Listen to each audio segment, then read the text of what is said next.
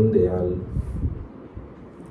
अनंत सुख सम्राट आदि सद्गुरु, सर्व आत्माओं के सद्गुरु, सर्व सृष्टि के सद्गुरु, सतगुरु सुखराम जी महाराज ने धन्य हो धन्य हो।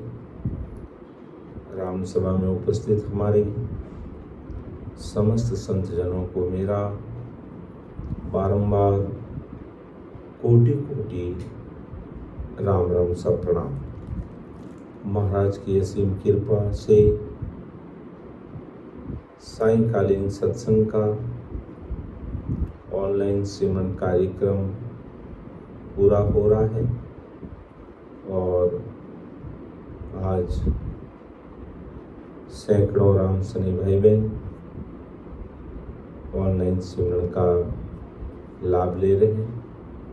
परम दयाल सद्गुरु सुखराम जी महाराज से यही आराधना, यही प्रार्थना, यही निवेदन करते हैं कि आप ऐसी कृपा दृष्टि सदैव जैसे राम सभा में उपस्थित समस्त राम सनी भाई बहनों पर बरस रही है, ऐसी कृपा आप जगत के, संसार के दूसरे भाई बहनों पर भी बनाए रखना, क्योंकि आज नहीं तो कल आपकी ही शरणागति में आने वाले हैं और इस कलयुग की उम्र 4,32,000 वर्ष है और इस 4,32,000 वर्ष की उम्र में हो सतगुरु साई पावरफुल परमात्मा के अवतार परम दयाल अनंत सुख सम्राट आदि सतगुरु सुखराम जी महाराज ही जीवों को तारने वाले हैं और इनकी शरणागति में आना पड़ेगा और भेद विधि से भजन करना ही होगा। दूसरा कोई उपाय नहीं है। कहते हैं भरोसा की बेम पाडा लेके आ जाती है। भरोसा करते हैं ये पाडी लाएगी और पाडा आ गया तो अर्थात बिना भेद विधि से भजन करने पर नहंच निज नाम रूपी रक्षा कवच इस घट में प्रकट नहीं हुआ तो ये काल कसाई मार देगा, वे मौत घसीट के लेकर चला जाएगा। इसलिए ये सदगुरु साहिब परम दयाल सदगुरु सुखराम जी महाराज की शताब्दी इस धरा धरती पर मौजूद है और इसको समझने में कोई आनाकानी करता है और अन्यों के भरोसे आश्रित रहता है तो महाराज फरमाते समय रहते भाई चेत जाना चाहिए। तो इसलिए सदैव राम जी महाराज से उस पावरफुल परमात्मा के अवतार सदगुरु सुखराम जी महाराज से यही आराधना प्रार्थना निवेदन करते हैं को महाराज जिस दिल दिमाग और बुद्धि से आपको समझना चाहिए ये जगत नहीं समझती है और पराये भरोसे रहकर काल की मार खा जाए, कोई बचाने वाला नहीं है। इसलिए महाराज कहते समय रहते चेतना चाहिए और इसीलिए अपन परम दयाल अनंत सुख सम्राट आदि सदगुरु सुखराम जी महाराज को ही अरदास करता है और कोई इस भवसागर समय पार लगाने वाला नहीं है, क्योंकि जिसकी सत्ता होगी उसका ही हुक्म चलेगा काल पर और किसी का नहीं चलेगा। मान के बैठ लेते हैं कि नहीं उनका चलेगा नहीं चलेगा। हम सब भाई बहन तिरने की श्रेणी में है, तारने वाले एक ही है परम दयाल अनंत सुख सम्राट आदि सदगुरु सुखराम जी महाराज। तो आज का विषय हमें हमारे राम सभा के मैनेजिंग डायरेक्टर रामी जी के द्वारा दिया गया कि ध्यान समाधि का विषय हमें थोड़े थोड़े लेते रहना चाहिए, क्योंकि ध्यान समाधि के द्वारा ही करोड़ों सुनों को पार करके हम अमर देश में पहुंचेंगे। तो उसी कड़ी में मैं आज ये विषय ले रहा हूँ और अभी मेरुबंद यानी मेरुदंड यानी धर्मराय और इसके आसपास की पूरियों और उसके बारे में हमने पिछले सत्संग में लिया था, और आज ये विषय लेंगे और साखी संख्या 131 से शुरू करेंगे। उससे पहले मैं राम सभा के मैनेजिंग डायरेक्टर हमारे आर.डी. चौहान यानी रामी जी चौहान से अनुमति चाहूँगा कि रामी जी मेरी आवाज़ भी बराबर आ रही होगी, और आपकी अनुमति हो तो मैं आज की सत्संग प्रारंभ कर सकूं। राम राम साहब, बारंबार कोटि कोटि प्रणाम साहब। आवाज आपकी बराबर आ रही है और आप शुरू करिएगा। राम राम साहब, बारंबार कोटि कोटि प्रणाम। आपको भी बारंबार कोटि कोटि प्रणाम। अब मुझे राम सभा के डायरेक्टर हमारे रामी जी से अनुमति मिली, और आज का जो हरजस साखी लेने वाले और इस सत्संग में अच्छे से जिम्मेदारी निभाने वाले भाई बहनों का नाम बता देता हूँ, और वो तैयार भी रहे। ऐसा नहीं कि सत्संग का एंड होता है पर फिर सत्संग में आते हैं, ऐसा नहीं। जिनको हरजस बोलना है वो तैयार हैं और सत्संग में बैठे और सत्संग सुने। केवल हरजस बोलने के लिए नहीं आए। फिर साखी लेने वाले तो हरजस बोलने वाले आज हमारे मंजू जी कुमाऊँ है, साखी आज हमारे रौनक जी लेंगे, कोमल जी लेंगे, और हमारे हरजियांशी और धारवी जी ने भी कहा कि हम भी साखी लेंगे, तो लास्ट में इनको भी मौका देंगे। अभी नहीं, लास्ट में इनको भी मौका देंगे। हरजियांशी और धारू जी आप बैठिए अच्छी तरह से। इसके बाद में फिर चेतावनी रूपी साखी हमारे रेखा जी लेंगे। आभार सबका विनीता जी प्रकट करेंगे, और संचालन हमारे जो सूरवीर युवा संघ सीताजी भाटी जोधपुर से लेंगे, और समापन लास्ट में महेंद्र जी पटेल लेंगे। तो इस प्रकार आज इतने सारे भाई बहन इस राम सभा में जुड़ करके अपनी अहम भूमिका निभाएंगे। तो महाराज से ये अरदास करते हैं, बेगा जी बेगा आप पधारो, बेगा जी बेगा आप पधारो, दया करो गट माये राम जी, दया करो गट माय। इन जूटा संसार में अब नहीं आवड़े, इन जूटा संसार में अब नहीं आवड़े, किस विद जीवनो होए राम जी, किस विद मिलनो हो। बेगा जी बेगा आप पधारो, बेगा जी बेगा आप पधारो, दया करो गट माये राम जी, दया करो गट माय। तो ससुर साहिब राम जी महाराज को अरदास करते हैं कि ये सत्संग लेने वाले, ये सत्संग सुनने वाले, ये सत्संग सुनाने वाले सब कुछ आप ही है। अर्थात गैबव रूप से, सता रूप से आप पूरी राम सभा में आकर के गट में विराज करके आज का कार्यक्रम आप ही संचालित करेंगे। यानी आप ही ये सत्संग लेंगे, आप ही ये सत्संग सुनाएंगे, हम सब सुनेंगे गैबव रूप से। ऐसी अरदास करते हुए मैं आज की सत्संग प्रारंभ करता हूँ। एक बार पुनः धन्य धन्य बोलता हूँ महाराज को। परम दयाल अनंत सुख सम्राट, अनंत सुख सम्राट आदि सद्गुरु सर्व आत्माओं के सद्गुरु, सर्व सृष्टि के सद्गुरु सद्गुरु सुखराम जी महाराज ने धन्य हो धन्य हो। तो हमारा विषय मेरुबंध चल रहा है और इसमें हमने 130 तक साखी हमने ले ली है और आज हम साखी संख्या 131 से प्रारंभ करेंगे। और महाराज फरमा रहे हैं कि बड़ो अचंबो एक हो,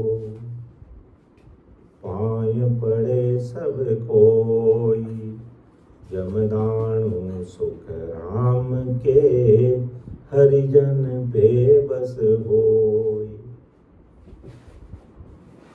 परम दयाल अनंत सुख सम्राट आदि सद्गुरु सुखराम जी महाराज फरमाते हैं कि बड़े आश्चर्य की बात है कि बड़ो अचंबो एक को पाए पड़े सब, कि यम और दानू सभी हरिजन अर्थात परमात्मा के जनों के पैर पड़ते हैं और उनके बस में हो जाते हैं।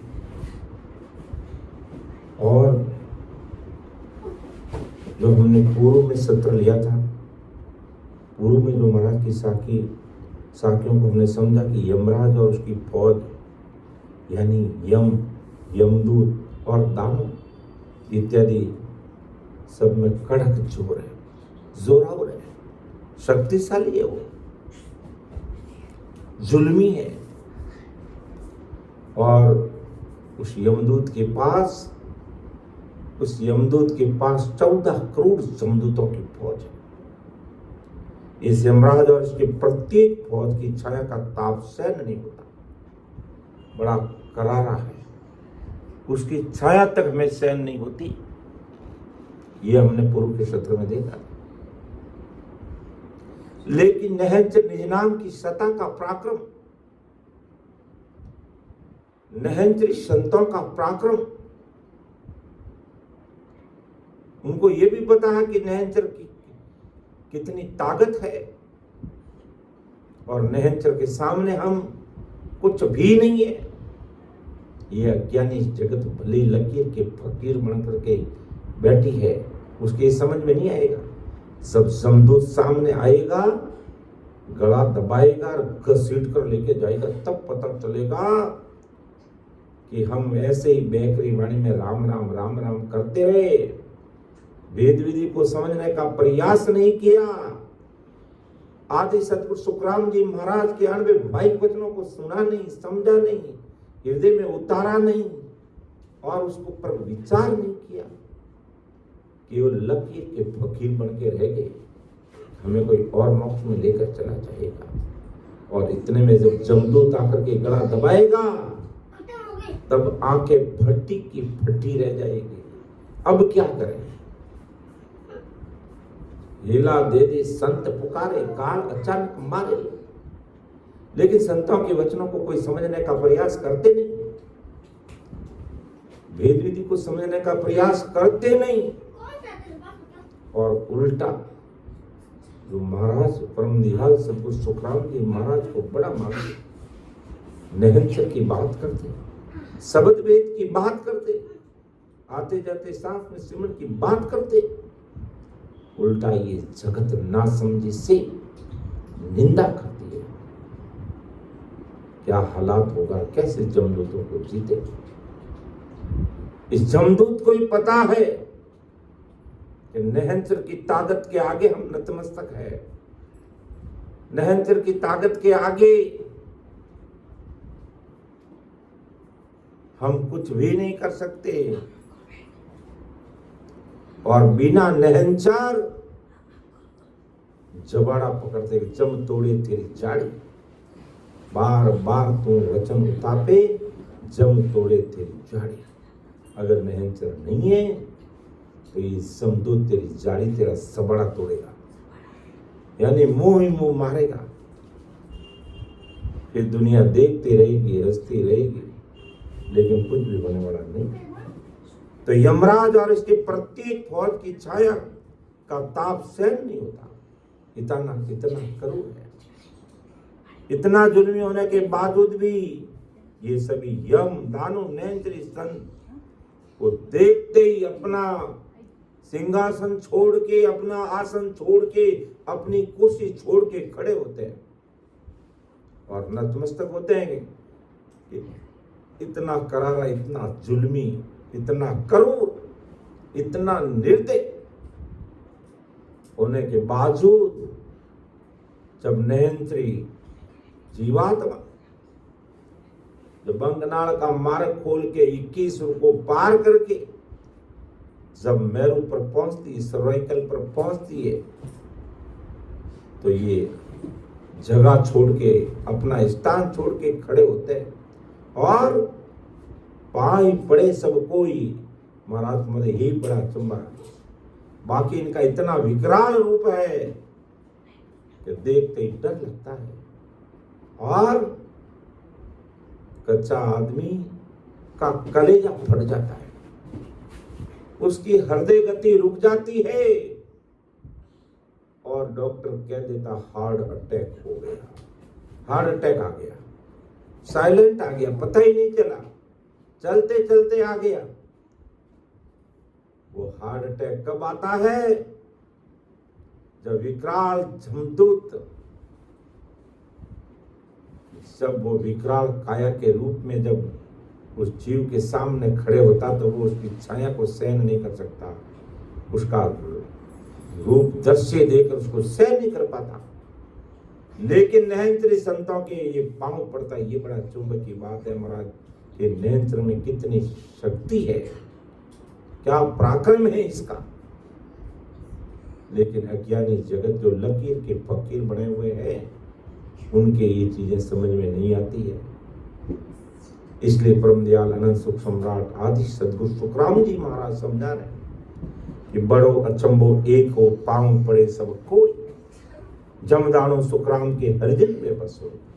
इनके पास में नैन से नाम की शता है, भेद विधि से भरपूर भजन में लगे हुए, जो जीवन मुगत हो गए, चेहरे पर नूर बरसता है, ऐसे संतों के ये बस में हो जाते हैं। बाकी ये बड़े आश्चर्य की बात है कि यम और दानव नैन से संतों के पैर पड़ते हैं, ये बड़ी बात है।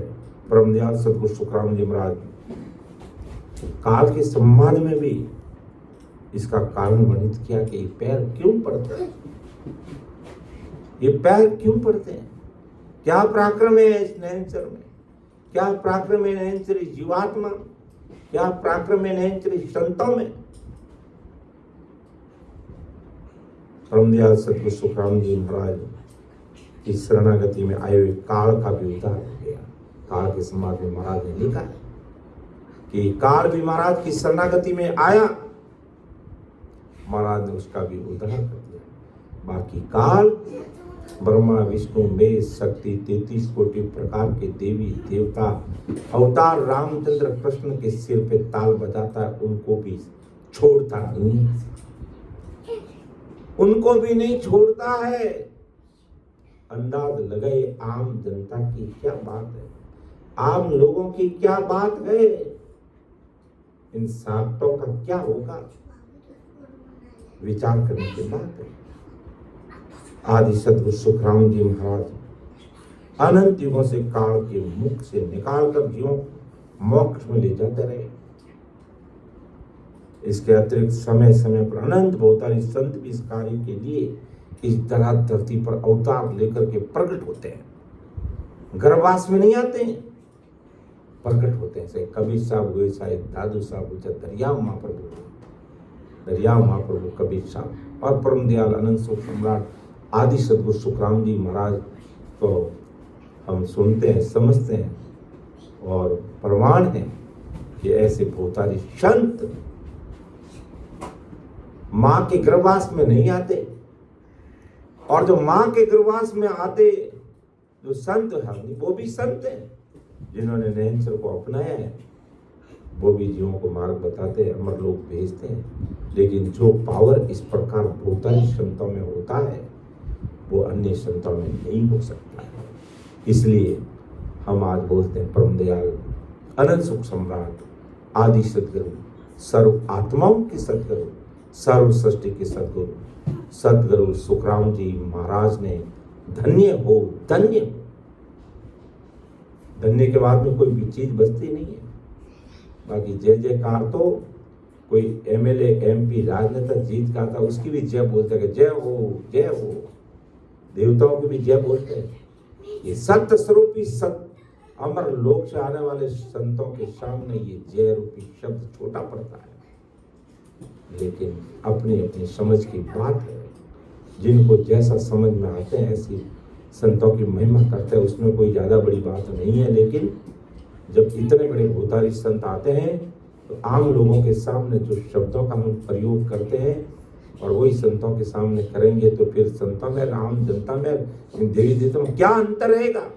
लेकिन कभी ऐसी बुद्धि दिमाग लगाने का हम कोशिश नहीं करते, बस जैसे चलता वैसे चलने देंगे। इसलिए हमें विचार करना चाहिए कि जिसमें जितना भारी पराक्रम है उसकी बराबरी कोई नहीं कर सकता। इसलिए यमराज और उसकी फौज इन बहुतारी संतों के उनके शरण में आए हुए हरिजनों करता नैनचरी संतों के पराक्रम से वो परिचित है। अच्छी तरह से जमदूतों को पता है ऐसे नैनचरी संतों का क्या पराक्रम है। ये अज्ञानी जगत जो लकीर के फकीर बनी हुई है उनको पता नहीं है नैनचरी संतों का क्या पराक्रम है। लेकिन जब मौत आएगी और जमदूत सामने आके खड़ा होगा तब पता चलेगा कि नैनचर का क्या पराक्रम है और अन्य संतों का क्या पराक्रम है। तो यमराज और सभी यम दानव हरिजन के वश में हो जाते हैं, बाकी वश में होते हैं यमदूत। आदमी मर जाता तो भी उसके बस में नहीं होते। लेकिन बड़ो अचंबो एक हो पाए पड़े सब कोई, जमदानो सुख राम के हरिजन पे बस होई। लेकिन उन्होंने संतों के वो पांव पड़ते हैं, नमस्कार करते हैं, प्रणाम करते हैं। जमदूत मजाल पड़ी, जमदूत तो कहते जिसको मारते हैं हम मारते हैं, हमें कौन मारता है, हम किसको प्रणाम करने वाले हैं। लेकिन ऐसे संतों के सामने नतमस्तक होते हैं और धर्मराज सिंहासन छोड़ के खड़ा हो जाता है और अपना सिर झुका लेता है। तो जब तक ऐसे हरिजन अर्थात नैनचरी संत की परख नहीं कर पाते तभी तक मार्ग में रुकावट खड़ी करते हैं। और जब इनको पता चल जाता है कि इतने बड़े नैनचरी शब्द है तो वे भी उनके पांव पड़ जाते हैं और सहज में उनको आगे जाने में फिर नहीं रोकते हैं। ऐसा परम दयाल अनंत सुख सम्राट आदि सद्गुरु सुखराम जी महाराज आज संसार के सारे भाई बहनों को समझा रहे। इसलिए इन जमदूतों से जीतने का एक ही उपाय है, निरंतर आती जाती सांस में, ऊंडी गहरी सांस में वीरे व्याकुलता अति प्रेम के साथ, वीरे व्याकुलता के साथ रोना ही पड़ेगा और कोई उपाय नहीं है। और अब नहीं रो पाओगे तो जमदूत तुम्हें जन्मों जन्म रुलाएगा, जमदूत। इसलिए करुणा करके वीरे व्याकुलता के साथ वो सस्वरूप साई पावरफुल परमात्मा को अरदास करते हुए हमें निरंतर अर्थात अनवरत राम जी के नाम को रटता रहना चाहिए। नैनचर के आधार से अखंड सता समाधि लगने लग जाती है और ये शरीर के स्वास्थ्य से परे की बात है। साधक शरीर स्वस्थ रखने के लिए कितने सारे व्यायाम करता है, साधन करता है या नहीं करता, उससे कोई फर्क नहीं पड़ता। जबकि अनेक साधन अंग के लिए अलग अलग साधना, जैसे शरीर को स्वस्थ रखने के लिए मायावी जगत के लोग क्या करते हैं, नेति करते हैं, नाक में कपड़ा डाल के मुंह में निकालकर फिर उस नाक को रगड़ते हैं और उसकी सफाई करते हैं। फिर धोती यानी मुख से कपड़ा डाल करके ऊपर की आंतों को साफ करते हैं। फिर बस्ती का मतलब मल द्वार से कपड़ा डाल के नीचे की आंतों को साफ करना। धोती यानी ऊपर से मुंह से कपड़ा डाल के ऊपर की आंतों को साफ करना। नेति यानी नाक में कपड़ा डाल के मुंह में निकालना, रगड़ना, शरीर को स्वस्थ रखने, इन बातों का सहारा लेते हैं। फिर भी सभी कोशिकाओं अर्थात यमदूतों के अधीन अंग वश में नहीं होते। तो इनसे यमदूत वश में नहीं होते। आपने कंठ की सफाई कर ली, हाथों की सफाई कर ली, लेकिन जमदूत का सफाया आप नहीं कर सकते। जमदूत का सफाया करने के लिए हमें जो आधार स्तंभ है नयनचर, इसको हमारे घट में प्रकट करना पड़ेगा। और इसको घट में प्रकट करने के लिए हमें परम दयाल अनंत सुख सम्राट आदि सदगुरु सुखराम जी महाराज को ही समझना पड़ेगा। इनकी भेद विधि को ही समझना पड़ेगा, इनकी सत्ता को ही समझना पड़ेगा, और कोई उपाय है ही नहीं। और कहीं दिमाग लगाने की कोशिश की तो समझ लो अपनी सांसा रूपी पूंजी को आप व्यर्थ में गंवा रहे हैं। आप अपनी सांसा रूपी पूंजी को व्यर्थ में गंवा रहे, कोई मतलब नहीं है। आप अपने 21,600 सांस रोज के फालतू खर्च कर रहे हो। अगर आपने परम दयाल अनंत सुख सम्राट आदि सदगुरु सुखराम जी महाराज को नहीं माना और ऐसे ही बेकरी वाणी से राम राम राम राम लड़ते रहे, तो भाई शरीर का और बाहर का काम तो हो जाएगा, लेकिन अंदर बैठी जीवात्मा बेचारी जन्म जन्म से रो रही है। परमात्मा से मिलने के लिए वो काम अधूरा रह जाएगा। इसलिए समय रहते कान खोल करके सुन लो, समझ लो। इस जमदूत को जीतना है, मेरुदंड को पार करना है और आगे निकलना है। तो भेद विधि के अलावा, सिमरन के अलावा और कोई चारा ही नहीं है।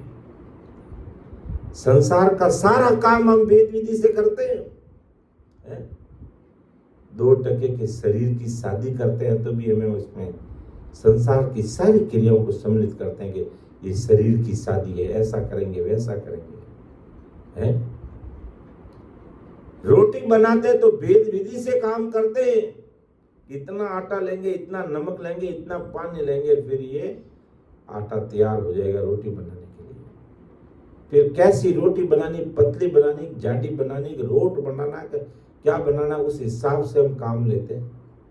सब्जी बनाना है तो विधि काम में लेते हैं, कितना तेल डालना, कितना नमक डालना, कितनी मिर्ची डालनी, कितनी हल्दी डालनी, कितने धनिया डालना, कितनी राई डालनी, कितनी अमचूर डालनी, कितनी सींग डालनी है, या और कोई नहीं मसाला डालना है। तो क्या हम मर जाए जैसे ऐसे ही डब्बा उल्टा कर देंगे?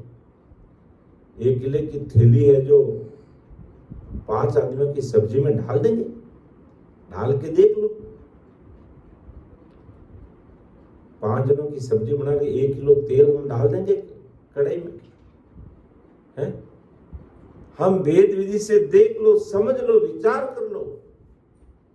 हमें समझना चाहिए, हमें विचार करना चाहिए कि हमें क्या करना चाहिए, हमें क्या करना चाहिए, हम क्या कर रहे हैं, हमें क्या करना चाहिए और हमें क्या कर रहे हैं, इस पर हमें विचार करना चाहिए।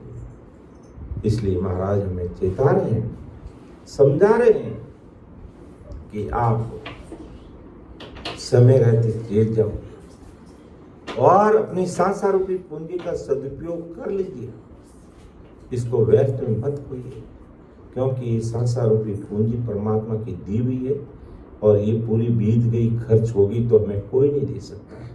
तो बात चलती संसार का सब काम भेद विधि से करते हैं। हर काम, चाहे सब्जी बनाने का हो, चाहे रोटी बनाने का हो, चाहे और कोई कार्य हो, खेत खलियान का काम हो, दुकानदारी का काम हो, समाज का काम हो, जगत का काम हो, सब हम भेद विधि से करते हैं। और भजन करते समय हमें भेद विधि समझने में बहुत दोहरा लगता है, उस पर कभी विचार ही नहीं करते। अरे राम राम पूरी दुनिया ही करती है, क्या राम राम पूरी दुनिया का मोक्ष हुआ? कभी नहीं हो सकता। इसलिए हमें इसको समझना पड़ेगा, तब ही हम ये जो जमदूत और जमदूत की जो 14 करोड़ जमदूतों की फौज है, इससे हम जीत पाएंगे। नहीं तो न जाने कितने प्रकार के, नाना प्रकार के विघ्न हमारे सामने आकर के खड़े हो जाएंगे, हम इसको पार नहीं कर पाएंगे। लेकिन भेद विधि से महाराज की शरणागति में आकर के, महाराज का बन करके, अपना अंतःकरण से, अपने निज मन से जब हम सिमरन में लग जाएंगे तो वो ब्रह्म बैराग से आकर वो सस्वरूप साई पावरफुल परमात्मा की सत्तागत में प्रकट होगी और ये समदूत को हम जीत लेंगे। और ये ऐसे नैंचरी जीवात्मा के पांव पड़ता है और उसके ही बस होता, बाकी किसी के बस में नहीं होता है। आगे महाराज और समझाते हैं कितना ये जोरावर है, कितना ये जुल्मी है। नैंचरी संतों के पराक्रम को जानता है, फिर भी इसका तेज तरार रूप देख करके मन में बड़ा डर लगता है। तो महाराज फरमाते अगली साखी में कि धूजे निपट निराट सो बहु दर्शन की जाई, तोई जम छाया सुख राम के मोह पे सही अन जाई। तो कितना करूर, कितना ये ताकतवर है, कितना शक्तिशाली है कि दूजे निपट निराट सो बहुत दर्शन की चाहिए। ये जमदूत जिनके पास ये नैंचर की शता है, भेद विधि है और रात और दिन सिमरन में लगे हुए हैं, उनसे ये डरता है और ऐसे महापुरुषों के दर्शन भी चाहता है, तो भी यमराज और यम की छाया महाराज फरमाते हैं सहन नहीं होती है। इतना ये करूर है, इतना ये जुल्मी है, इतना ये दुष्टि है, नाना प्रकार के विघ्न भजन करने वाली, साधना करने वाली जीवात्मा के लिए पैदा कर देता है। और वो जीवात्मा फिर सत्संग, सिमरन, सेवा और ज्ञान चर्चा से दूर चल करके मायावी जगत में अटक कर, लटक कर, भटक कर रह जाता है। बाकी ये समदूत खुद है जो नैंचरी जीवात्मा से डरता है और बहुत दर्शन की इच्छा रखता है कि ऐसे महापुरुषों के जो राम नाम के लेवारी जो संत है, जिनके पास में नैंचर है, ऐसे संतों की मर्यादा मानता है, ऐसे संतों की दर्शन की इच्छा रखता है और उनको प्रणाम करता है, नतमस्तक होता है। लेकिन फिर भी महाराज मतलब तो जम छाया सुखराम के मौके सही न जाए कि इतना ये करुण, इतने इसकी दर्शी है शरीर का कि खंड में, यानी ये धरती पर अगर सहज शरीर आकर के आदमी खड़ा हो जाता है, आदमी के सामने अगर ये सहज शरीर अगर खड़ा हो जाता है तो उसका शरीर से जीव निकल जाता है, उसका हृदय गति रुक जाती है, हार्ट फेल हो जाता है, ऐसी स्थिति बन। इतना ये करूर है महाराज मत है। और हमने पिछली साखियों में भी, हमने पूर्व की 17 में जो साखी ली, इससे पहले जो सत्संग ली थी, वो ऑडियो वीडियो भी भेजा हुआ है और यूट्यूब पर भी हम वापस देख सकते हैं। अमर आनंद राम सभा जोधपुर के नाम से, उसमें महाराज के 92 वचन है। अपना कुछ भी नहीं है, हम तो एक निमित्त मात्र भी नहीं है और महाराज के चरणों की रंज की बराबर भी नहीं कर सकते। सब करने कराने वाले वही है। अज्ञानी जगत सोचता होगा कि यूट्यूब पर सत्संग लगाते हैं तो इनको रुपये मिलते होंगे, जैसे अन्य लोग यूट्यूब पर रुपये कमाते हैं। ऐसा कुछ नहीं है, सारा सिस्टम बंद किया हुआ। आपको केवल और केवल सत्संग ही मिलेगी, बीच में कोई विज्ञापन नहीं आएगा, कोई एडवर्टाइजमेंट नहीं आएगा। यूट्यूब में ऐसा सिस्टम ही ऐसा करके रखा है, किसी प्रकार का कोई विज्ञापन नहीं आएगा। और विज्ञापन आते हैं तो पैसे मिलते हैं। शुरू में हमें भी ध्यान नहीं था और थोड़ा दिन चलते रहे और सूचना है कि आपके खाते में इतने 2-3 हज़ार रुपये जमा है, इतने रुपये हो गए। अरे भाई, ये कितने रुपये, हमको रुपयों के लिए यूट्यूब पे सत्संग थोड़ी लगाते। बंद कर दिया उसको, हमें नहीं चाहिए, क्योंकि हम सत्संग सुनते हैं और उसके बीच में एडवर्टाइजमेंट आता है। कैसे कैसे एडवर्टाइजमेंट विज्ञापन आते हैं, उसको बंद, हमारे टेक्निकल डायरेक्टर अनिरुद्ध जी ने से निवेदन किया और अनिरुद्ध जी ने बंद कर दिया। तो और मेरा अनिरुद्ध जी से निवेदन और करूँगा कि जब भी महाराज की कोई सत्संग होती है और उसके बीच में अगर ऐसे एडवर्टाइजमेंट आते हैं तो आप उसको अलग कर दीजिए। हाल ही में अभी जो अमरलोक मार्ग पर सत्संग ली गई थी दिल्ली से, तो उसमें भी मैंने सुना तो बीच बीच में वो विज्ञापन आ रहे हैं। तो मैं अनिरुद्ध जी से निवेदन करूंगा कि उनको विज्ञापन नहीं आया, उनको बिल्कुल बंद कर दें, उनको हटा दें। वो बोलवंश हो सकता है, बाकी कोई ऐसी चाहना नहीं है कि हम 2 टके का माया कमाने के लिए यूट्यूब पे सत्संग भेजते हैं, ऐसा कभी नहीं है। राम जी महाराज ने दाल रोटी दी है, हमें कोई कमी नहीं है। बस यही राम जी से अरदास करते हैं कि आपके अनवैवाहिक वचन कानों से हम सुनते रहें, चाहे कोई भाई बहन सुने हम सुनते रहें। मान लो सत्संग के समय हम उपस्थित नहीं रहे तो अन्य समय में भी उस सत्संग को आसानी से सुन सकेंगे। जमाना के साथ में अगर हम नहीं बदलेंगे तो महाराज का गुरु ज्ञान कैसे फैलेगा इस संसार में। लकीर के फकीर बन के रहेंगे तो काम बनेगा नहीं, समय के अनुसार बदलना पड़ेगा। जब तुम संसार में दुनियादारी के सब कामों में तुम बदल गए हो तो महाराज के कार्य में आज हम अगर हाईफाई टेक्नोलॉजी का उपयोग करते हैं तो उसमें क्या गलती है। लेकिन अज्ञानी जगत के यही समझ में नहीं आती है, क्योंकि इसके लिए रात और दिन मेहनत करनी पड़ती है, पसीना निकालना पड़ता है, तब जाकर के ये चीज़ें हमारे सामने आती है, तब जाकर के आज हमारा ये ऑनलाइन सत्संग हमें मिल रहा है, घर बैठे मिल रहा है। कहीं आने जाने की जरूरत नहीं है, कहीं धक्के खाने की जरूरत नहीं है, कहीं ठोकरे खाने की जरूरत नहीं है, कहीं रुपये खर्च करने की जरूरत नहीं है। कोई भाई बहन पूछते हम आज वहाँ जाएं, मैंने कहा भी जाना कोई मना नहीं, अच्छी बात है, लेकिन तुम जाकर के आओगे आपको कितना समय खराब होगा कि कम से कम दिन तो पूरा लगेगा। और अगर उस पूरे दिन में ऐसी समझ ला करके अगर घर बैठ के सिमरन कर लिया तो तुम जाए जिस स्थान पे जाते हो उस स्थान के जो संत हैं वो कुदरती तुम्हारे घट में बोलने लग जाएंगे। लेकिन ऐसी समझ की बात इस दुनिया में है नहीं, क्योंकि उसके लिए बैठ के मेहनत करनी पड़ती है, सिमरन करना पड़ता है, भजन करना पड़ता है, तब जाकर के ये चीज होती है। ये कोई करना नहीं चाहता, सब काम पराये भरोसे है। मायावी जगत का काम तो पराये भरोसे नहीं छोड़ते तुम, दुनियादारी का काम तो पराये भरोसे नहीं छोड़ते हो, लेकिन मोक्ष में जाने की बात आती है तो पराये भरोसे छोड़ते हो। राम जी मेरे सदगुरु जी महाराज लेके जाएंगे, सदगुरु जी महाराज ले जाने के लिए तो इस धराधरती पर आए, और आज ले जाने की बात महाराज के अनुभव भाई बचन से हमें समझा रहे हैं, लेकिन मेरे समझ में नहीं आता है। भाई नहीं समझ में आता है तो दूसरा जन्म लेने के लिए तैयार हो जाओ, और दूसरा जन्म लेने के लिए तैयार हुआ मतलब माँ के गर्भवास में उल्टे मुंह मूल मूत्र में मुंह रख के लटकना पड़ेगा, बहुत सागर के धक्के खाने पड़ेंगे, और ना जाने जन्म कहाँ मिलेगा भाई, कोई भरोसा है।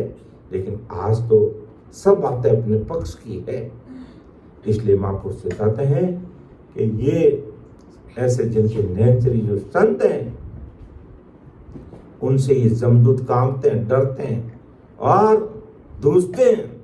बहुत दर्शनों की चाह रखते हैं, तो ही जम छाया सुखराम के मौके सही नहीं जाए कि ऐसा ही जमदूत है, इसकी छाया मेरे शिष्य। अब बताओ, परम दयाल अनंत सुख सम्राट आदि सदगुरु सुखराम जी महाराज फरमाते हैं, जो अमर लोक से आने वाले महापुरुष कहते हैं कि इतना ये करूर है, इतना ये जुल्मी है, इतना इसका विकराल रूप है, कैसे पार होंगे। इसलिए जोरावर भेद विधि से आती जाती सांस में महाराज का बन करके अगर परम मोक्ष में जाना है तो आदि सदगुरु सुखराम जी महाराज का बनना ही पड़ेगा, और कोई उपाय है ही नहीं, क्योंकि इस कलयुग की उम्र 4,32,000 वर्ष है, और इस 4,32,000 वर्ष की उम्र में हमें और कोई मोक्ष में ले जाने वाला नहीं है। ये महाराज की शता, महाराज के अनुभव वचन ही ले जाएंगे। और कहते हैं इस धरा धरती पर 20 केवड़ी भगवंत हर समय मौजूद रहते हैं। आपको जो ठीक लगे उन संतों का सानिध्य लीजिए, उनकी शरणागति में रह करके महाराज के में वायु बदलों को सुनकर समझकर वेद विधि से भजन में लग जाइए। तो महाराज कहता है कि ऐसे आदि सदगुरु जी महाराज की शरण में जाने से उनका काया में मतलब याचनी काया में रहते हुए भी उद्धार हो जाता है। कैसे? जब ऐसे बहुत सारे संत है और जमदूत और दूसरी जो याचनी काया के द्वारा जो अपने कर्मों को भोगते और ऐसे महापुरुषों की शरणागति में आ जाते हैं तो महाराज मतलब उनका भी उद्धार हो जाता है। जब हंसों के उद्धार के लिए आदि सदगुरु सुखराम जी महाराज मर्तलोक में आते हैं तो यम के घर में शौक छा जाता है कि अब क्या करें। इतने बड़े भौतारी संत इस धरातल पर आ गए तो पूरी जमपुरी में जमलोक में शौक छा जाता है। अब क्या करेंगे, अब हमारा का दाव लगेगा नहीं। जो जो परमदयाल अनंत सुख सम्राट आदि सदगुरु सुखराम जी महाराज की शरणागति में जो जीव पहुंच गए हैं उस पर हमारा बस चलने वाला नहीं है, क्योंकि नैनचर की ताकत ही ऐसी है, निज नाम की ताकत ही ऐसी है, कुदरत कला की ताकत ही ऐसी है। ये जब घट में प्रकट होती है तो 3.5 करोड़ रुमावली राम राम में लग जाती है और वो जीवात्मा राम रंकार में रचमच हो जाती है और धीरे धीरे ये काल की सत्ता निकल जाती है और पूरे शरीर में नख से लेके चक तक यानी पूरे शरीर के अंदर ये निरंतर की सत्ता का राम राज्य प्रकट हो जाता है।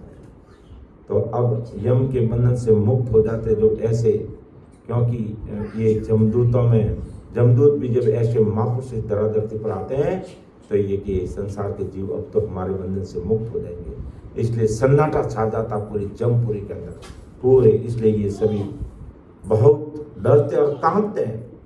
और इसकी पुष्टि महाराज ने अपनी अणवे वाणी में काल के समाज में भी लिखा है कि ये यमराज यम और यमदूत आदि सदगुरु सुखराम जी महाराज के दर्शन की चाहना करते ताकि उनके सत्स्वरूप के सुकृत्य बन जाए और आने वाले समय में उसकी जीवात्मा अमरलोक पहुंचे।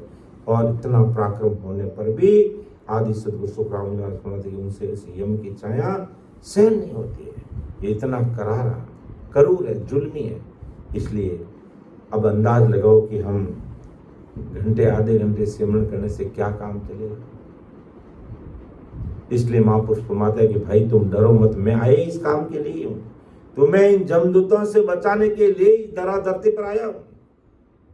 इस जमदूत के काल के मुख से निकाल करके मैं तुझे सस्वरूप साहिब जो पावरफुल परमात्मा है, अमर लोक है, वो आनंद पद है, वो सत्स्वरूप का देश है, सदा ही सत रहने वाला देश है, उस देश में पहुंचा दूंगा। और प्रमाण भी दिया महाराज ने कि मैं आयो इन कारण भाई, सो पर घट सुन लो जग माही, नयंचर खांडो सुन होई, ओ नाव ब्रह्म को कहन कोई,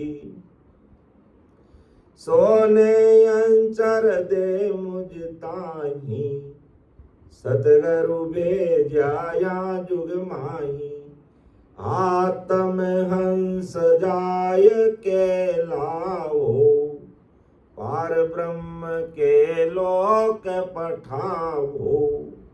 कैसी आज्ञा, ऐसा ऑर्डर, ऐसा पटा, ऐसी सनद, ऐसी सता लेकर के मैं धराधरती पे आया हूं। लेकिन ये अज्ञानी जगत नहंचर खांडो सुन होई, ओ नाव ब्रह्म को कहे न कोई। कोई इस नहंचर की बात नहीं करता है।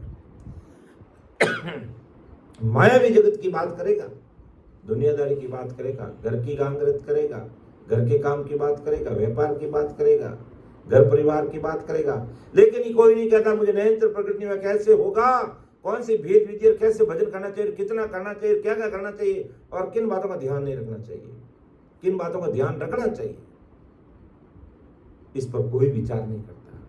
इसलिए माना लिखना पड़ेगा नयंत्र खांडो सुनोई, ओ ब्रह्म ना, वो नाव ब्रह्म को कहे न कोई इस पर ध्यान नहीं देता है।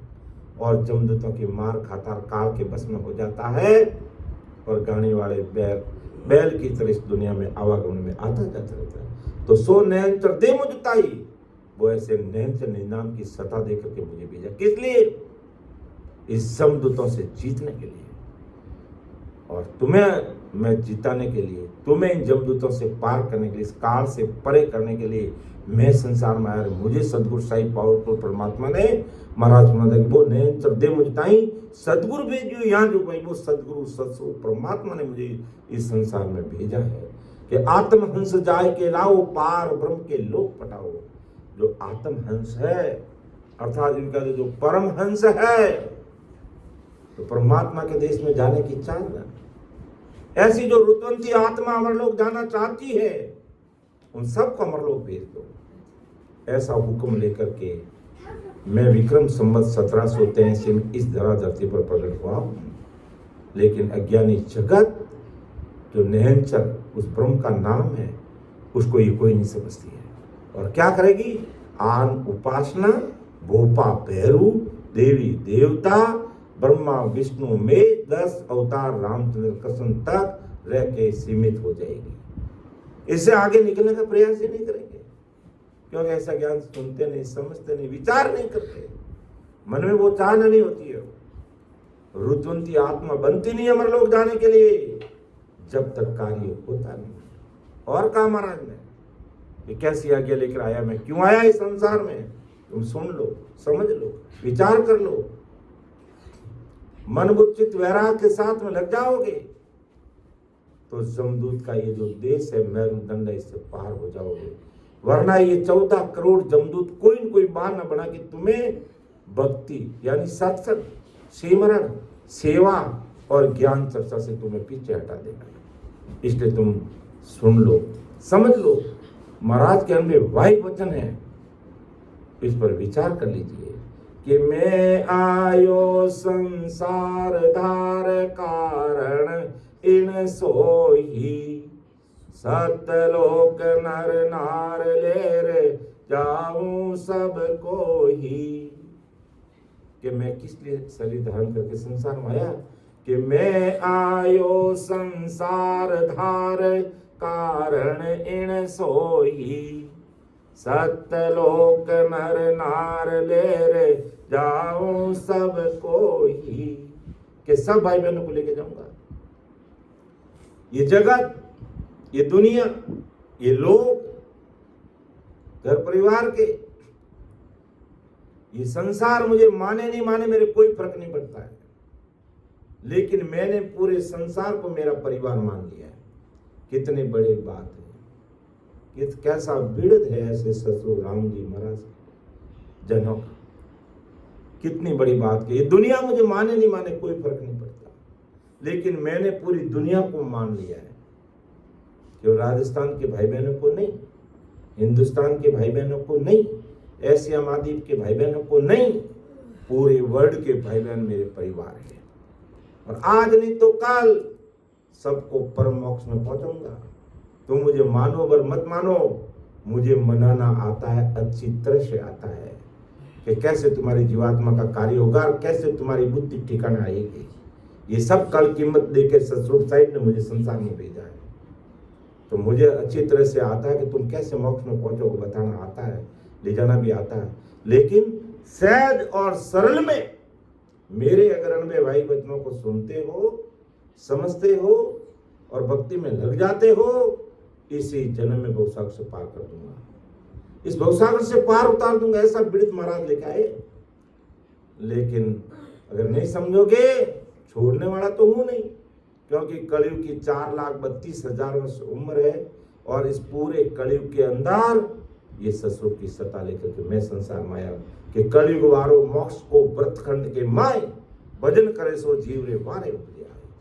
तो ये कलयुग पूरे समय में यही सत्ता काम आएगी और इसी नाम से इस सत्ता चलेगी। परम दयाल अनंत सुख सम्राट आदि सदगुरु सुखराम जी महाराज के नाम की सत्ता चलेगी। और यही महाराज प्रमाण दे रहे हैं, और यही प्रमाण दे रहे कि मैं आयो संसार धार कारण इन सोई, सतलोक नर नार लेर जाऊं सब लोही।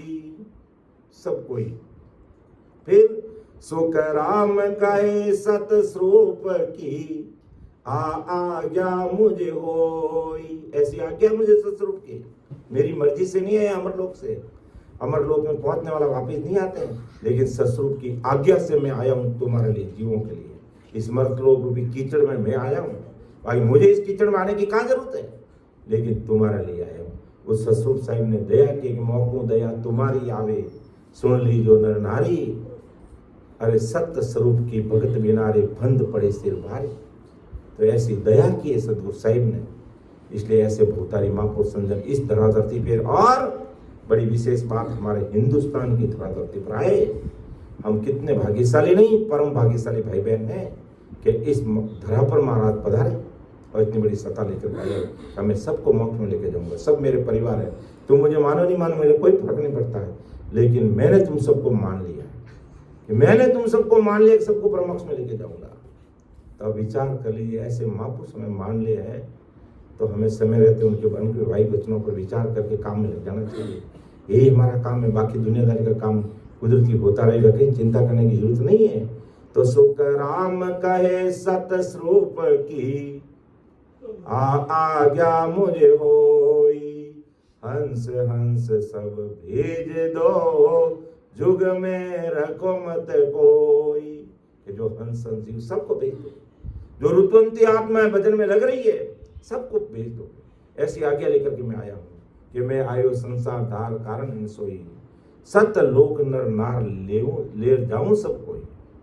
सुखराम कहे सतस्वरूप की आज्ञा मुझे हो, ऐसी आज्ञा मुझे है उस सतस्वरूप परमात्मा की, और मैं आया और पूरे कलयुग तक सब जीवों को लेके जाऊंगा, क्योंकि मैं सतगुरु हूं आद का, आत्म का गुरु काई।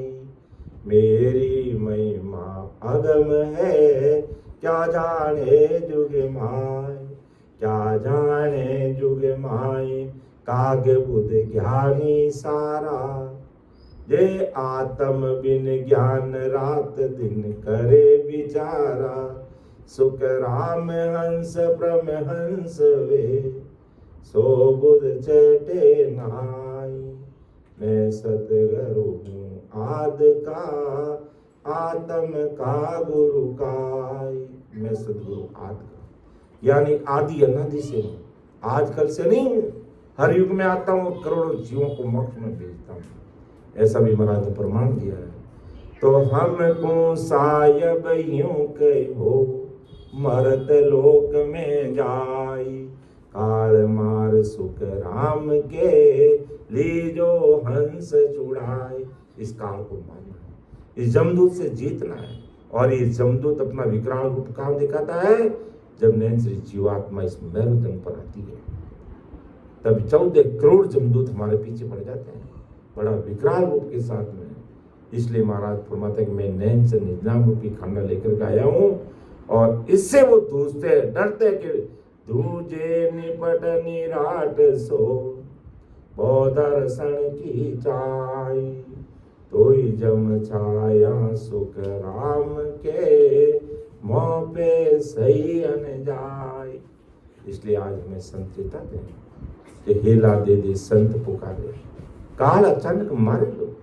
ये काल अचानक मार देगा, पता ही नहीं चलेगा कि काले फिरता बाजारा माई, आज मुसाना माई है। कल बाजार में घूम रहे थे, अच्छी तरह से खरीदारी कर रहे थे, बड़े बड़े शोरूम में जा रहे थे, देख रहे थे ये ले लूं वो ले लूं वो ले लूं, और कल तो बाजार में घूम रहे थे और आज देखा फला फला आदमी तो राम जी के घर चला गया, पता ही नहीं चला। क्योंकि जाना सबका निश्चित है, कोई इस गंदी देह का कोई भरोसा नहीं है। इसलिए महापुरुष हमें चेताते, समय रहते चेत और भक्ति में लग जाओ। और हमारे युवा संत सीता जी बोलते ही हैं, बोले सीता जी मान ले कियो मेरो मान ले। 2 लाइन बोलिए।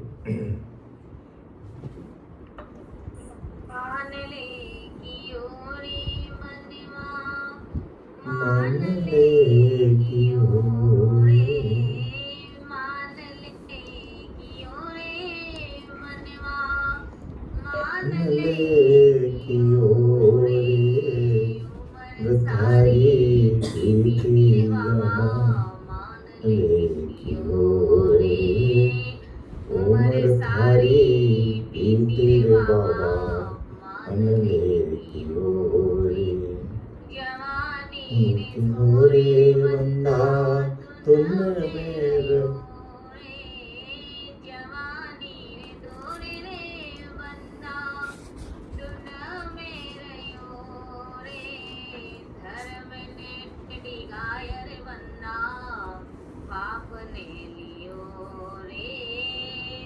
मेरे गायर बन्ना पन्ने लियो रे, मान ले कियो रे मनवा मान ले कियो रे, मरधारी बीती जावा न ले कियो रे।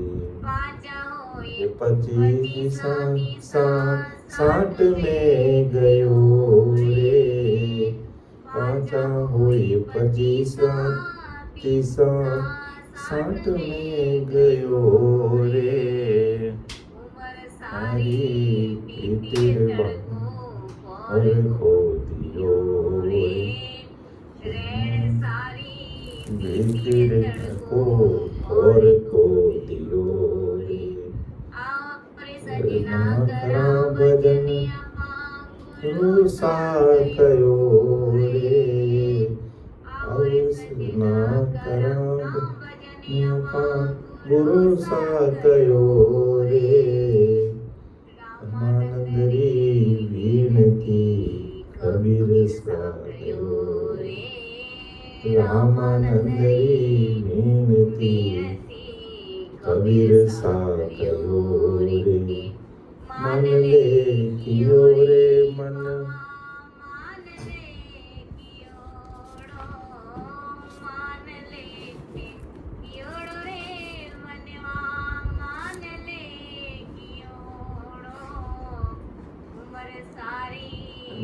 तेरे बाबा मान ले गयो रे, उम्र सारी बीती रे बाबा मान ले गयो।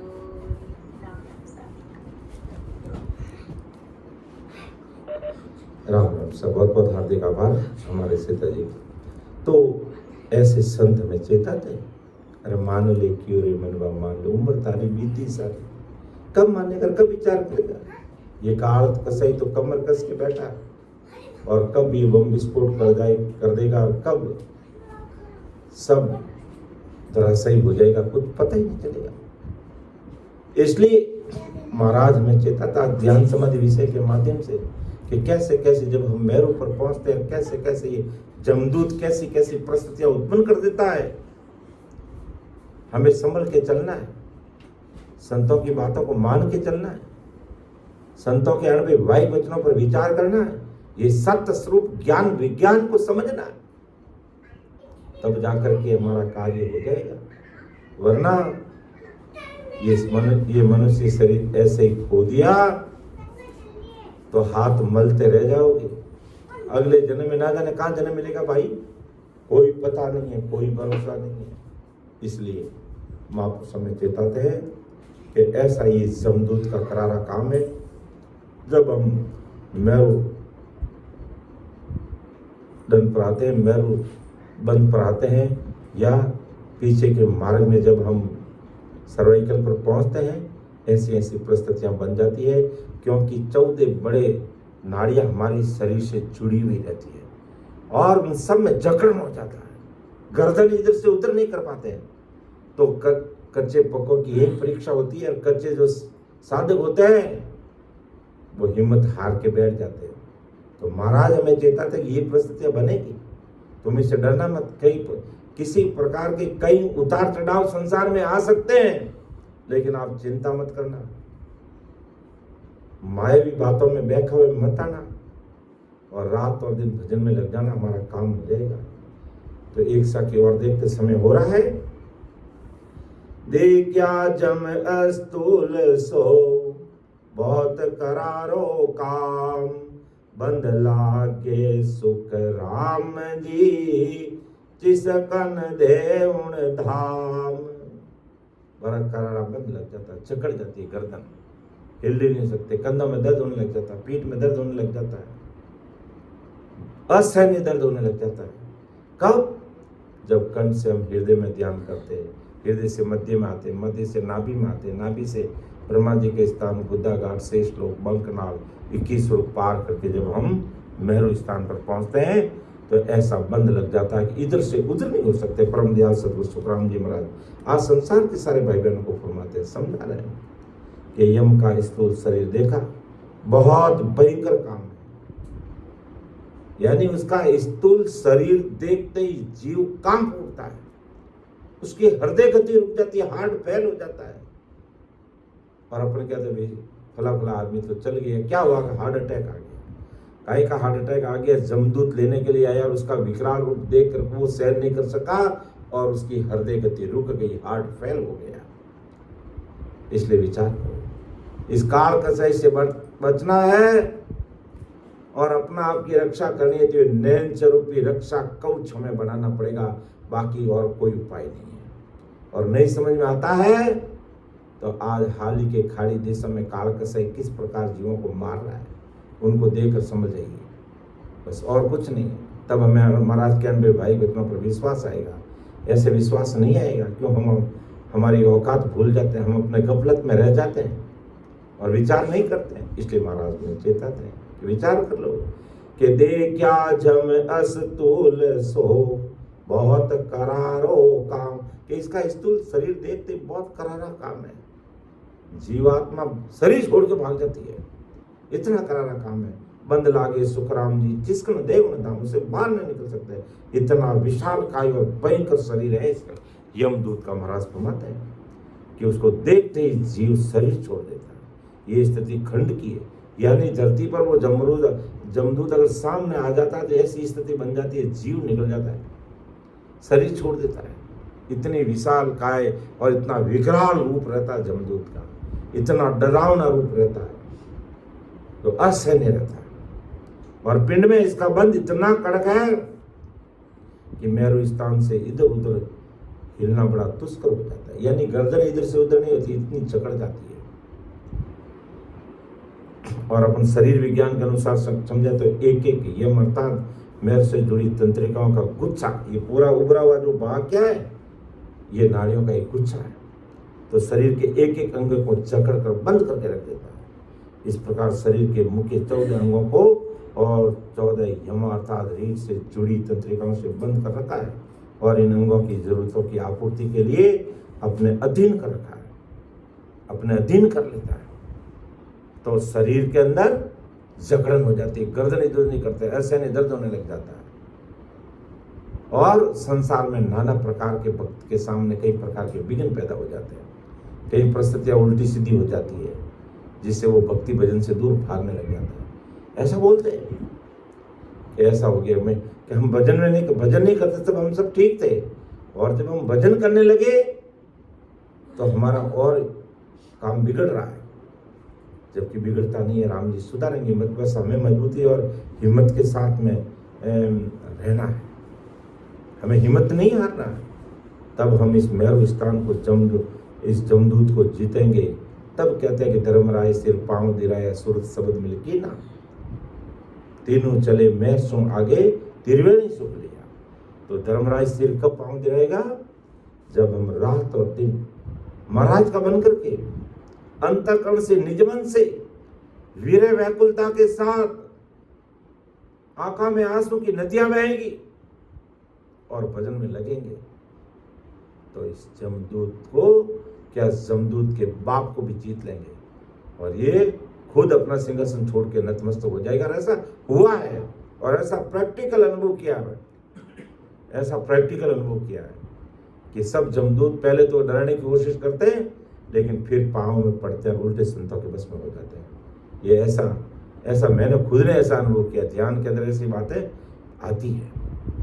तो महाराज की कृपा से जब बराबर रात और दिन लगे रहते हैं तो इस मेरू घाटे को अपन पार कर लेते हैं, कोई रोकने वाला नहीं है।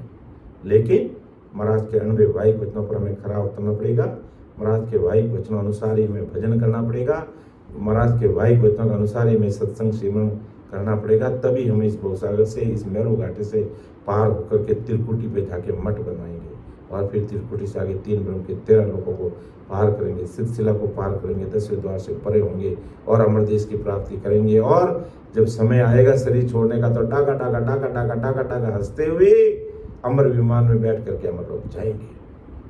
तो समय का तकाजा है, समय को देखते हुए मैं मेरी वाणी को विराम देना चाहूँगा। बोलने में, समझाने में कोई त्रुटि रह सकती है, क्योंकि महाराज के अनुभव वाई वचन अथाह समुद्र दरियाओं के समान है और हमारी इतनी बुद्धि और दिल दिमाग नहीं है कि महाराज के वाई वचन जैसे लिखे वैसे आप सबके सामने रख सकें। इतनी बुद्धि दिल दिमाग नहीं है, इसलिए आप बोलने में जो भी भूल चूक होती है, कोई ऊपर नीचे हुआ है, तो आप अपना छोटा भाई समझ करके, मुझे अबोध बालक समझ के, नादान बालक समझ करके मुझे माफ कर देना। कि सुन जो मैं निर्दोष हूँ, घाट बाद जस होई, तुम्हें हरि बोलने हारि हो, क्या जानेगा को। परम दयाल अनंत सुख सम्राट आदि सद्गुरु, सर्व आत्माओं के सद्गुरु, सर्व सृष्टि के सद्गुरु, सद्गुरु सुखराम जी महाराज ने धन्य हो धन्य।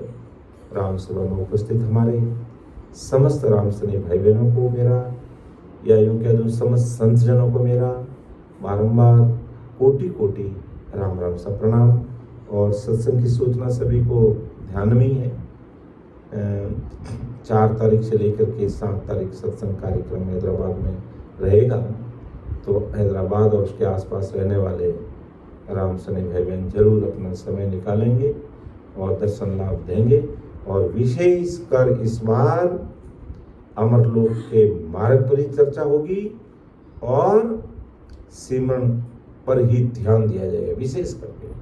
तो कोई इससे वंचित नहीं रहे, ऐसा मेरा निवेदन रहेगा। फिर 11 तारीख से लेकर के 14 तारीख बेंगलुरु में सत्संग कार्यक्रम रहेगा, तो उसमें भी आप इसी प्रकार अमरलोक के मार्ग पर चर्चा और विशेष साधना शिविर और आगे से आगे सत्संग कार्यक्रम चलता रहेगा। ग्रुप में सूचना मिलती रहेगी, तो जरूर आप अपना अमूल्य समय निकाल कर इस कार्यक्रम की शोभा बढ़ाएंगे और हमें भी दर्शन लाभ सेवा का मौका देंगे, ऐसा सभी से निवेदन रहेगा।